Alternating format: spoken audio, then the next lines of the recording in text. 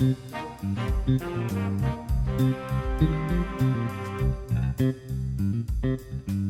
and welcome to Dollars and Cents, the Australia Institute podcast where we're talking about just what the hell is going on in the economy. I'm Eleanor Johnston-Leake, the senior content producer here at the Australia Institute, and as always, I'm talking to our chief economist, Greg Jericho. Hello, Greg. Hi, Eleanor. How are we doing today? I'm doing fantastic. Fantastic. I've been watching Senate estimates all week, so I'm just chipper. You're buzzing. Well, I bet you're not doing as well as Commonwealth Bank executives this week. They had a pretty good week this week. Yeah, a $5.4 billion half-year profit. Yep. Doing very well. $5 billion with a B. Yep. Yeah, up 6%, on last year. So, yeah, that's doing pretty good. Very fine and amazing how they keep doing well when we're suffering. Didn't they make a record-breaking profit last year as well that we talked about? Look, banks like making profits. So why are you coming down hard on these banks? They're small businesses just trying to get ahead. And I will not stand for this billion-dollar profits. Bank bashing by the lefty Australia Institute. No, terrible thing. And as our wonderful colleague David Richardson has pointed out, banks make a lot of profits off of home loans. They make profits off of interest rates going up. So they'd be laughing even after announcing these profits because interest rates went up last week, as we know. And they'll rubbed their hands together. Happy, very happy as we saw home loan rates go up very quickly. Term deposit rates, not so much. Sort of lagging. So one we pay, one the banks pay. Guess which one went up first? The one we pay. Yeah.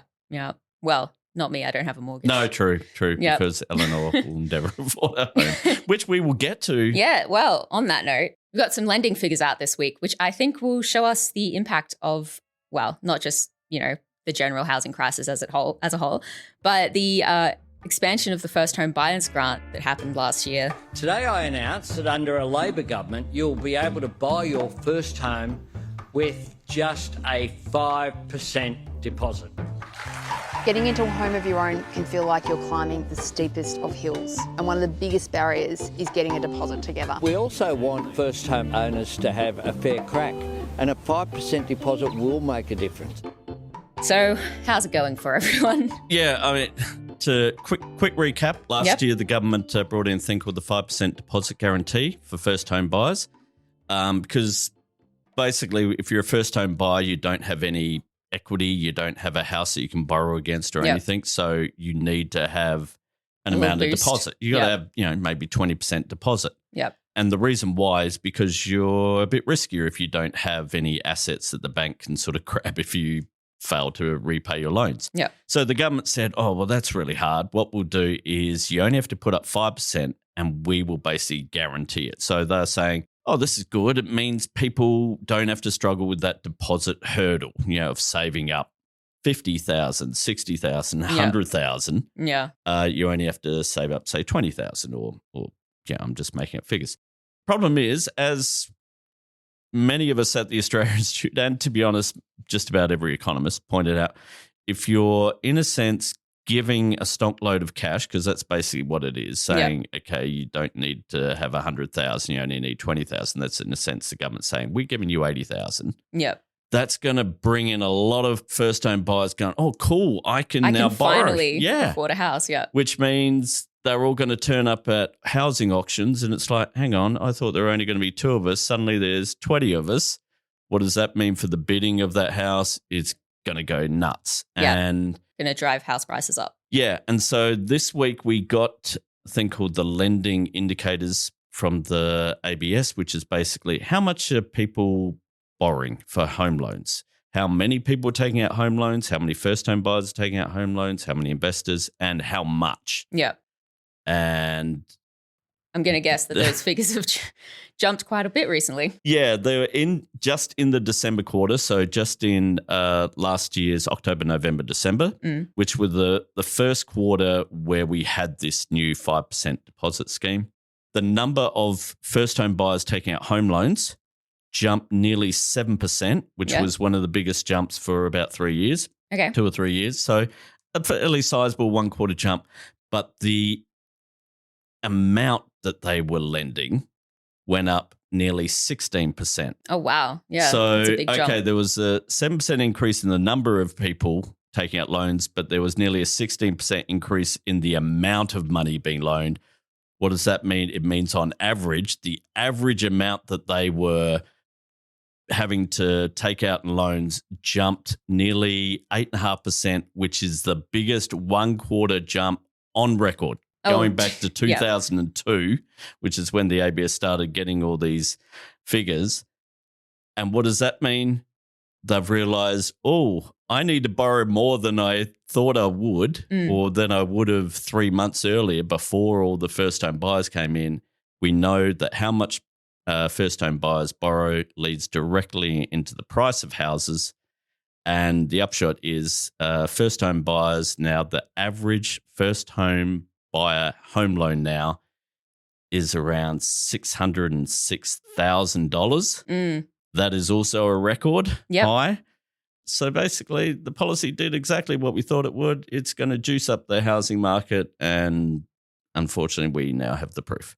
And I mean, also remember, one of the things about the 5% deposit guarantee is it means you have to take out more of the debt of that home loan. So you're going to be repaying a lot more than you otherwise would have. Yep. For longer. And you've helped also pay more for your home. And also, when we actually look at I said there's nearly a 7% jump in the number of people taking out first-home buyer home loans. The actual total number is not that great. Number of first-home buyers. Yep. It's not that great. It's actually lower than it was in the 2000s. And if you think about the increase in population over the last 20 years, that means per head of population, there are fewer people taking out first home loans than there was 20, 25 years ago. Why? Well, houses cost a hell of a lot more than they did 20, 25 years ago. It's a lot harder to save up for a deposit. So it's a case of this, it didn't really do anything other than just juice up demand and increase house prices. Well, when we've talked about this previously, when it was first brought in, you mentioned that investors, so people who aren't first home buyers, they're people who are, buying houses for an investment, were probably going to rush to get in before the scheme actually was active and before prices rose up.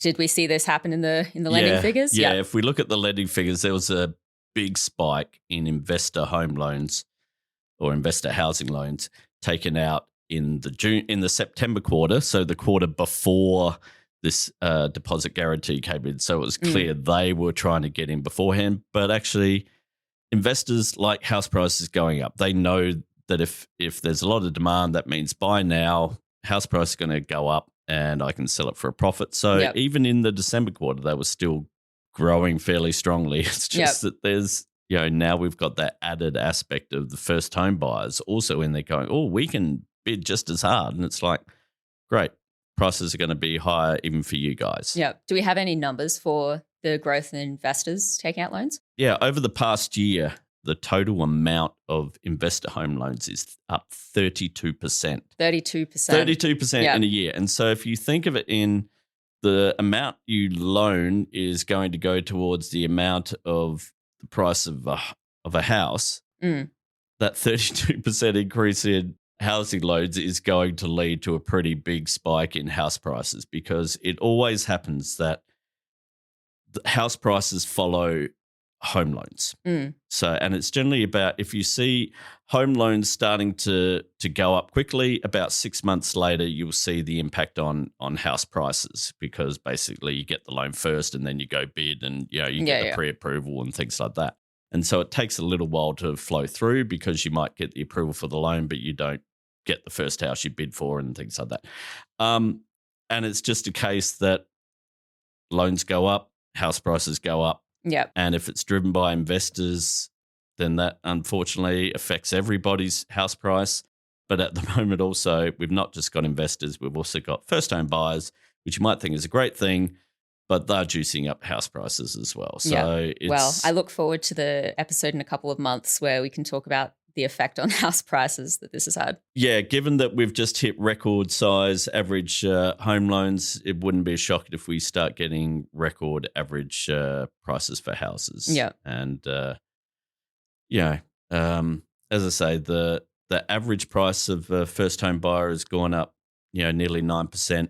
People's wages have not gone up by nearly 9% in the past year. They've gone up by maybe 3.5%. So that adds up to a so pretty bad. horrific. Yeah. 3% I reckon versus 6 9%. months ago you were saying, "Oh, maybe Eleanor can afford a house," and no. So it was a long shot. Well, as I always say, you failed dismally back in 2001 when you didn't buy a home when you were 4. Yeah. That was my mistake. Yeah. Really poor planning on your behalf. I'm sorry. Yeah. And serves you right. Well, I mean, maybe it's not such a long shot because apparently there have been some rumors going around that the government might actually reform the capital gains tax discount. Do you think there's any truth to this? Yeah, we spoke a bit about this last week skeptical? that, we've been pushing for this for ages and slowly but surely other people coming on board. We said the OECD had sort of come on board. And even in the past week, the Financial Review wrote an editorial saying, yeah, I think we need to do something here.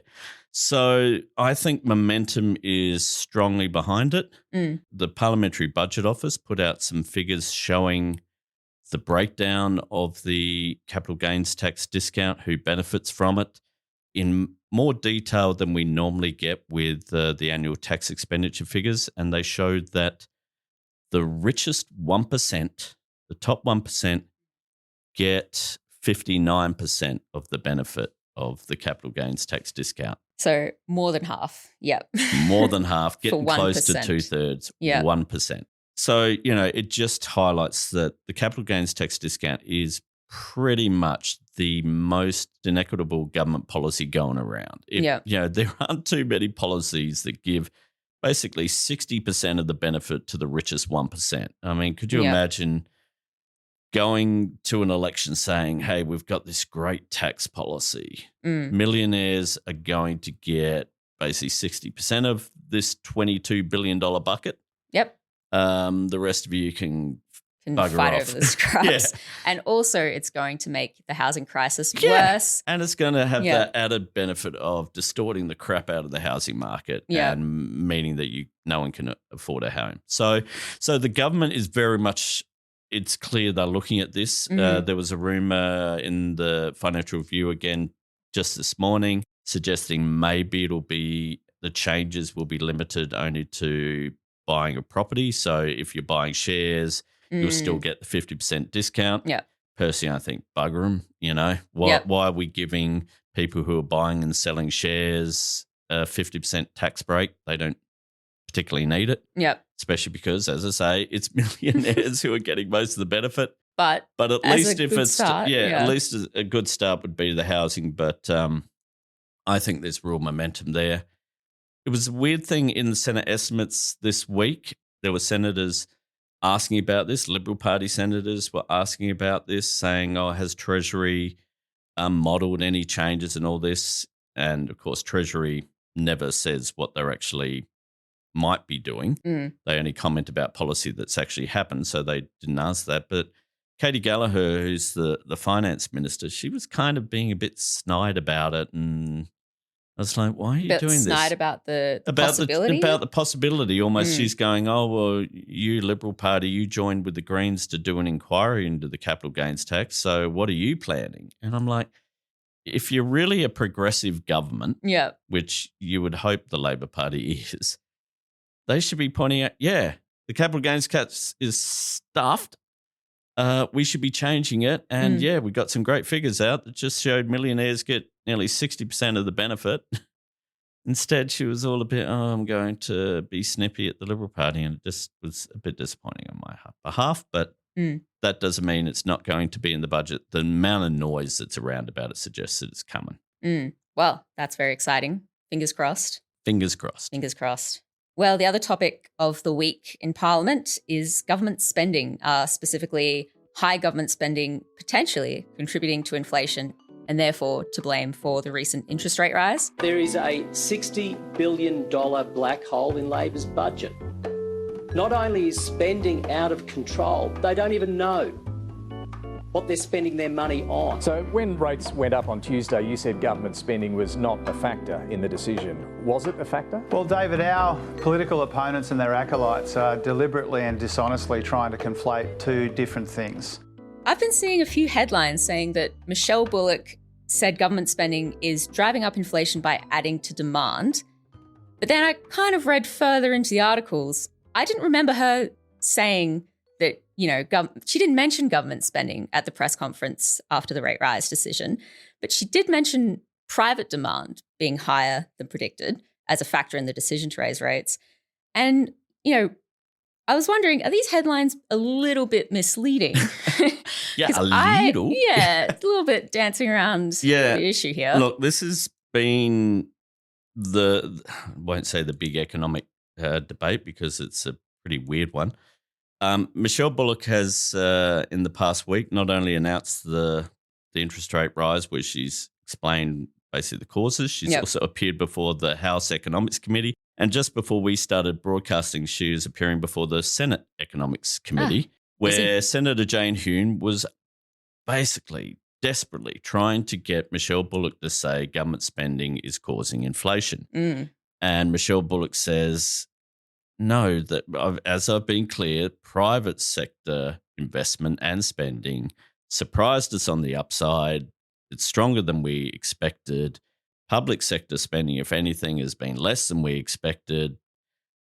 But what you get into, they say, oh, yes, but there's still public sector spending, so doesn't that add to the overall total? Mathematically, you're right. Public demand, expenditure and private sector, all of that adds to demand. That's logical. It's mathematical. That's what happens. It gets really confusing for people because what we're talking about here is, one, public and private demand. And as soon as you start using these economic terms, people go, well, what's demand? And we're talking actually about contributions to growth, not total growth. Not total size. We're talking about how much is contributing to growth and how much is contributing to inflation. I kind of think of it, I've been trying to sort of think of how can I explain this to people who have no understanding of economics and don't read, national accounts tables like I stupidly do every day. Basically, the economy, the domestic economy, so let's forget exports and imports. The domestic economy is made up of the private sector and the public sector. Now, the private sector is us going out and spending and businesses investing. They make up about 3/4 of the domestic economy. The other quarter is the public sector, government spending on job seeker, on pensions, health, doing some building roads, things like that. Okay. Now, a lot of the public sector and the private sector, there's always going to be spending. It's not like we're all going to stop spending. We're always, even if we're spending less than perhaps we were in the past, we're always going to be spending. Same with the government. Even if they suddenly went on a massive austerity campaign, there's still roads to build. They still need to fund hospitals. They still need to pay public servants, still need to pay the pension, all these things. So there's always spending going on. The way to think about it is, okay, we've got 4 people pushing a car. The car is the economy. 3 of them are the private sector. 1 is the public sector because that's about 75-25. Now, normally when we're pushing along, everyone's pushing along. Clearly, the government, the public sector isn't pushing as much as the 3 people in the private sector. But sometimes the private sector, like if it goes into recession, it's kind of like, one of those 3 pulls a hammy or something. And that means, okay, the public sector goes, oh, geez, we got to push a bit harder because one of these people has got the stitch or something. And in that case, the public sector, even though it's still only 25% of the economy, it's pushing harder. It is contributing more to the demand, the overall growth of the economy, because it's pushing really as hard as it can because it has to make up for the private sector. Now, if the private sector, that person recovers from their injury, they're back, they're pushing hard, and the government, the public sector is still pushing flat out, then what might happen is the car's getting pushed so fast it starts breaking the speed limit. In other words, inflation is running too hot. And that's essentially what the opposition is saying is happening right now. But what's actually happening is the private sector has recovered from their injuries. They're pushing hard and the government's gone, oh, I can ease up and I'll just steer it a bit to make sure we don't drive off into the weeds and people get hurt, which is what happened if the government decided, let's just stop spending, have an austerity program. Suddenly, pensioners are suffering, people on job seeker are suffering, the school funding is gone to crap. People start getting hurt. So they're still spending, but they're just they're barely pushing. Yeah. And Michelle Bullock is saying, look, what's happened is we were expecting there to be this total amount of pushing, but the private sector really started going hard. The public sector actually did less than pushing than we thought. And so we've had to basically throw some weights in the car to slow it down by raising interest rates. And that's it. So the real problem is the private sector started pushing harder than we expected to. The opposition is saying, oh, yeah, but the public sector's pushing, they're adding to it. And she's like, well, yeah, but it's the private sector that is the fault, you know? Yeah. Like, even if the public sector stopped pushing, it wouldn't change much and it would mean there would be some suffering going on if they just took their hands off the thing and it started going all wonky. So she's kind of saying, yeah, obviously it all adds up. Yeah, but it's part of the equation. Yeah, but what's really happening at the moment is the private sector, data center builders, they've come in and they're juiced up on steroids and they gave it an almighty push.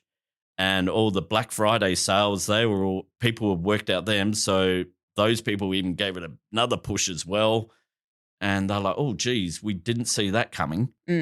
But thankfully, the public sector is eased up because they're not really doing any damage. But the Liberal Party going, oh, yeah, but they're still pushing. And it's like some people in the media. Yeah, and some people in the media. But they're still pushing, though. Yeah, I mean, that was the thing we saw on Insiders. David Spears asking Jim Chalmers about all this. He's going, oh, but public sector spending is still growing. It's like public expenditure always keeps growing. It very, very rarely goes backwards.